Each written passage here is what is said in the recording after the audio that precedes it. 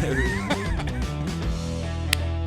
What is up, everybody? What's going on? We have the weekly rip with Coach Todd and Coach Rick. We're packing lips and dropping tips.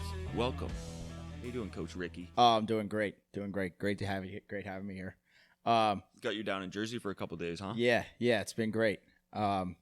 Great setup we got. What do you think? It's getting better. Day by day. We got the new mics. You know, we're trying them out. Got the new headphones, too. Feel a little bit more official. I know. It's kind of making me a little nervous. I'm not going to lie. You seem a little timid. Yeah? Nah, I'm just kidding. Oh, okay. But I feel more comfortable holding it. I don't like hovering over the mic, so I'm using this stand here as a little mic gripper. It was a little bit of an event getting these. It's a tough morning for us, but we battled. Yeah. A couple trips we had to make, but we battled through. Tut was a little frustrated. But I don't get frustrated. But nice having Rick down in Jersey, down to the HQ for a couple days. He's been home, so we got a chance to go see the new facility down in Point Pleasant, which was awesome. Yeah, I'll tell you what, it's top notch. I mean, you got pretty much everything you need in there. A ton of space, great location, right next to the beach. I mean, you can't beat it. A plethora of different styles of equipment, and it was exciting. Yeah, I'm looking forward. It's going to really change up the style a little bit, but I think it kind of diversifies us in our training of what we're able to do. I was going to say here, this is great. It's just very free weight based. Yeah. So over there, you're going to have a ton more options, and it'll be good. I think it'll be great. Yeah, I'll be down there working majority of the next summer just so I can go to the beach. I was going to say, I don't blame you. It's been tough, but just when I get the logos up on the wall, I will feel a lot better.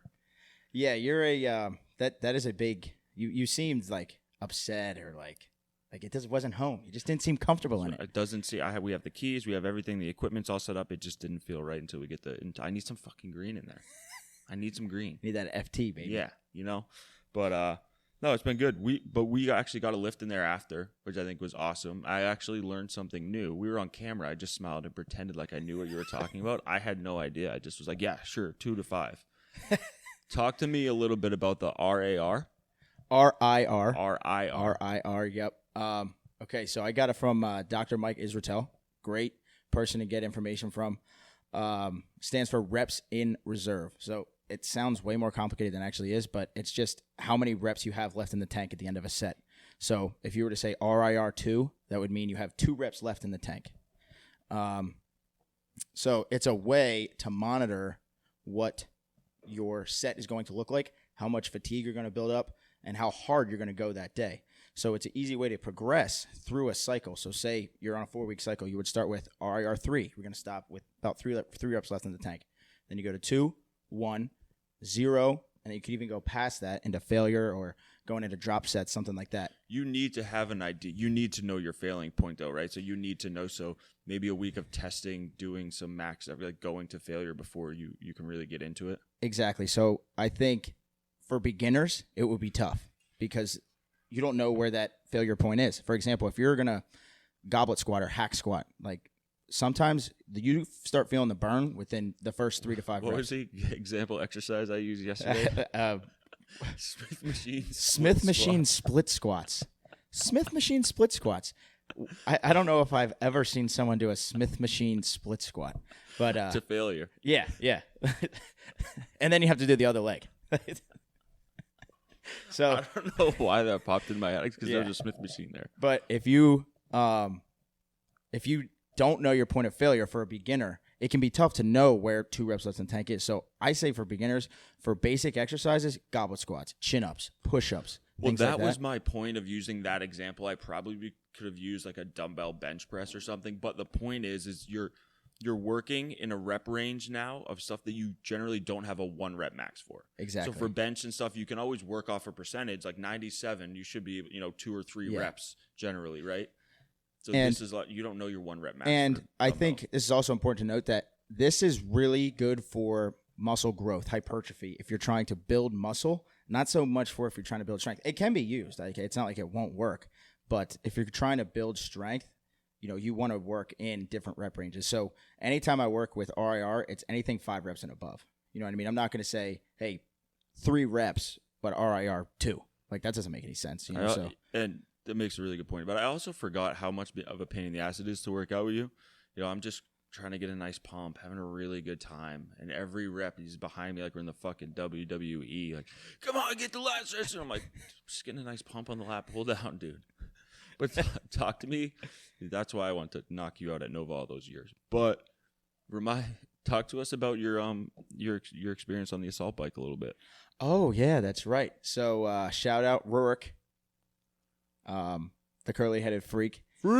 He said, hey, Rick, why don't you come over here and try this assault bike, 10 calories. Just do it as fast as you can and see how you feel. So the first time I hopped on there, I mind you, I've been on a bike before, but not one of these assault bikes. And he's like, yeah, just go as hard as you can for 10 cals. Said, I did it in 14 seconds. I was like, all right, I'm gonna beat that. So yeah, for sure. I do it the first time and it doesn't turn on. Like, the thing didn't turn on. So I went for like 10 seconds or something like that, and it didn't read it. So I was gassed, and then took about a minute, and then did it again, and I could see it. So you see the calories climbing, but they don't start until like a couple seconds after you start. So you see it go on, and then it starts climbing, and you're just hauling ass as hard as you can until you see 10. And then I'll tell you what, I saw 10, and I haven't been that out of breath in a long time. I haven't seen you on your back like that after a workout since you popped a disc. Yeah. Like, you looked like shit. I'll tell you what, the time we did the 225 for 55, but you had to clean it from the ground, that was another time that I felt like that. But I could not believe 20 calories, about 30 total seconds of work with a minute rest in between. Split that in half. Gassed. Absolutely gassed. Last week we did 10 cals, went into a plank while the other person did 10 cals. No timed rest. We just flipped back and forth 3 times. Probably did about 35 to 40 seconds of total work on there. I was fucked up. Yeah. It ruined my whole day. Like, my ears were hurting, popping on the way home. I mean, best night's sleep I've had in a long time. Well, I'll tell you what, that is a thing of, or an aspect of conditioning that I feel like people don't think about, what is called repeat sprintability. So being able to go as hard as you can for a burst. You know what I mean? You only have, you can't sprint around a track as fast as you can for the whole time. You only have like 10, 15 seconds of maximal effort that you can output, right? But the important part is being able to get back to that baseline that you're originally at, your max amount of power. Because if you think about it, every time you do that, your max power is going to go down if you don't have that repeat sprintability. So by training like that, and obviously mine's shit. Mine sucks. Like, I got one burst. I'm one and done, baby. So I need to work on live your life, bro. Yeah, some would say. But, I mean, it's huge. Like, I've been working with the hockey teams, and it's one thing that is super important for them because they're on the ice, off the ice, on the ice, off the ice. They have to be able to repeat their max amount of power as many times as they can without falling off, without their max amount of explosiveness falling off. So that's a huge part of it. And I think those bikes are a great tool to use. Yeah, I think definitely something that I always kind of give conditioning a little knock, because I suck at it, and I just, for me, training and lifting, it's kind of like therapeutic. I enjoy it. I enjoy going hard, 3 to 5 reps usually, resting, getting a pump, feeling good. Yeah. I don't enjoy that, being on your back like that for 30 seconds work, so I don't do it. Do I know it's very good for me, and I probably should do a lot more of it? Yes. I won't ever tell Rurik, but I was looking, on Facebook Marketplace today for an assault bike for here, but and I think, if you can squeeze something like that in, if you hate it, people always say you got to do shit you hate, and I say it all the time, you got to do shit that sucks, because that's stuff that's it's gonna suck in the moment, it's gonna suck right afterward, but when you're done, it's like that'll make the biggest. Wow, that can make the biggest difference. I One feel day of doing amazing. that, yeah, could really and make a big like we difference. talked about the other day, like last week, finding things that you're weak at, working on them, stepping outside of that comfort zone. I'll tell you what. Speaking of that, all right, B. Okay, it was on Brandon's Instagram, Brandon Fitness. All right, Brandini, and I came across a video that I never seen before, and we need it back. All right. Oh, this is definitely. I'm with Rick. I second this notion. So, we watched the whole thing through and through. Yeah. He's in his car, and he's driving along, and he says, "This is going to be called Brandon Bitches," and it's just Brandon going on a rant about people shaking hands. Best part is when he goes, What's with this dead fish? Someone had to teach you that. Who's teaching that to people? Who's teaching you to do the dead fish? What do you think? You're some kind of royalty or something? You just want me to shake your hand? He's like, I squeeze harder. It's phenomenal. I think the best thing is if you go into the comment section and you look at one of the comments, it's his mother because he's in his car and he's like, we're going nowhere fast. I'm in my mom's car. She says something about him being thankful or something that he's in her car. So it was so funny. Yeah, but yeah, I was dying. So B, if you're listening to this, when you do listen to this, please bring it back. Bring it back. I would enjoy that as well. I think if we link that up, we could have a day of that, a day of the Fremunda cheese reviews from Rue, the curly-headed freak Wednesdays. Like we got a nice lineup of stuff that we could. I think we should have a day dedicated to you just breaking the world record for height of egg flip. Yeah, that would be really good. You know what? I think I might start dedicating one day to just absolutely like seeing how high I can possibly get it. Because I do want to eat them afterward. I like that is my breakfast, and it's one and done. Like if I'm done, I don't have a lot of time. So once I'm done, I don't have time to make more. So if I fuck it up, I'm just not eating. I got to find something else to eat. But one day, I think I'm just like walk out on your porch and fucking launch it. Yeah. Because I'll tell you what, there's a guy out there that calls himself the Omelet King, and I keep talking about him. I can't remember his name. It's like Nick something, Mariatis. But he actually does a really nice job. I'm pretty jealous. I was talking shit, but he's way better than me. So I have to get. He's got the apron and stuff. He's got more. He's got more time. He's got more time behind the pan. He's got more pan time. So, but they're starting to see a little bit of a catch on here with your egg flip. Like your friends, I'm doing it. People are, it's like a challenge. Though I'm not doing it. I don't want to steal your thunder by any means. I don't really think it's. It's not like that. However, it's not even a competition. It's like Rick's doing it. I was like, I want to show Rick that I can do it. I'm feeding off your fucking energy, and I want you to be proud of me. Well, yeah, the main reason was I was like, you know what, this might be kind of funny, and it's gonna make me eat breakfast every day. So, are you pretty hungry right now? Yeah. I don't know see why your hand shaking visibly. Really? Yeah. Yeah, my carbs are probably pretty low. I'm gonna switch hands here. Maybe I'll go put 2 hands. How's that? Now you're making me nervous. But yeah, I think 1 makes me eat breakfast. 2, I'm always hungry, especially here. Yeah, you guys don't eat ever. Yes, we do. We just don't. It must be not when I'm around. I don't know, but I come here and I'm just starving the entire time. That's what Ant says. Okay, there you go.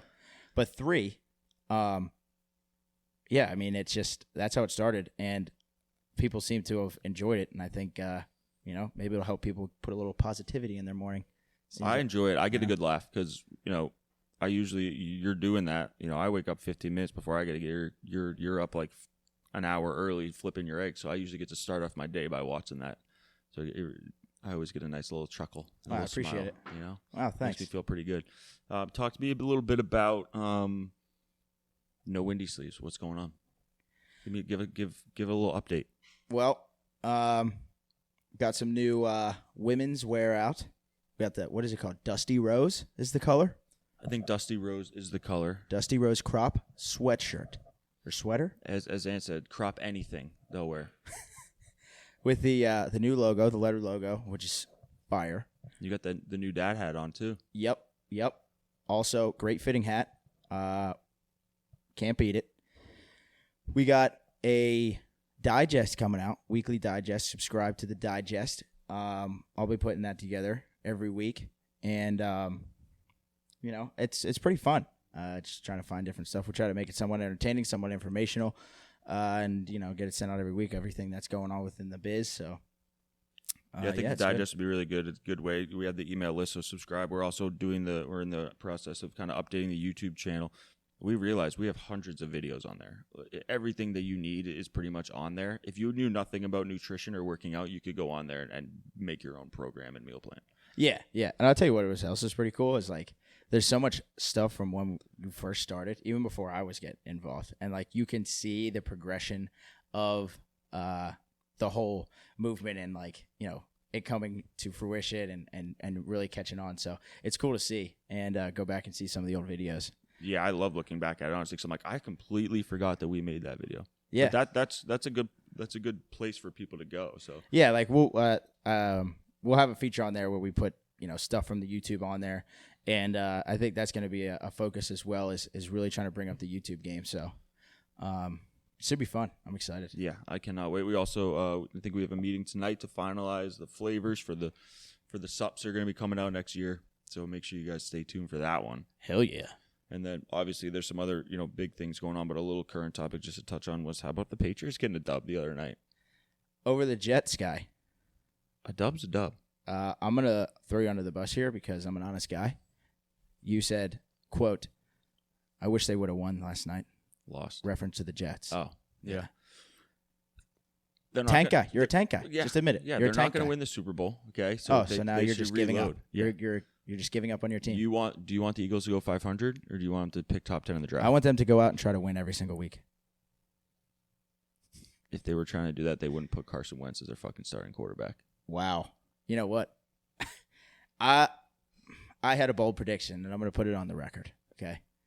Dougie P has been suspect in the last couple of weeks, so it might not come to fruition, and I might have to retract it. But I said Jalen Hurts and Carson Wentz are going to revolutionize the way NFL offenses are played. They're going to take what the Saints do and make it that much better. But every year, Eagles fans claim some shit like that. Well, you know what our famous saying is? What? We'll get them next year. There's always next year. That one I can get on board with. Yeah. Well, I mean, we're the only team, I think, outside of the Bills, who lost 4 Super Bowls in a row, or 3 Super Bowls in a row, to go to 4 NFC Championship game, NFC Championship game, lose 3 in a row, and then finally win the 4th one, and then choke in the Super Bowl. Who'd you lose to that year? Why do I set myself up? Hit him with it well. All right, Rick. Well, thank you. We, really think for us, we want to test out these new mics. Think it sounds good. Let us know what you think. Again, if it sounds like shit, please wanted to say do the weekly rip with Rick here because it was a nice little treat. We didn't know he was coming down until Monday night at about 10 p.m. Yeah. What day is it? Wednesday? Yeah, something like that. Yeah. I asked Rick. I said, you should come visit. He's like, what's the best day that works for you? I was like, tomorrow. He's like, all right. Get in your car, go. Yeah. Well, no, I appreciate it, Rick. Hopefully see you soon. Oh, yeah, no doubt. Remember to fuel your body. Fill your sleeves, baby.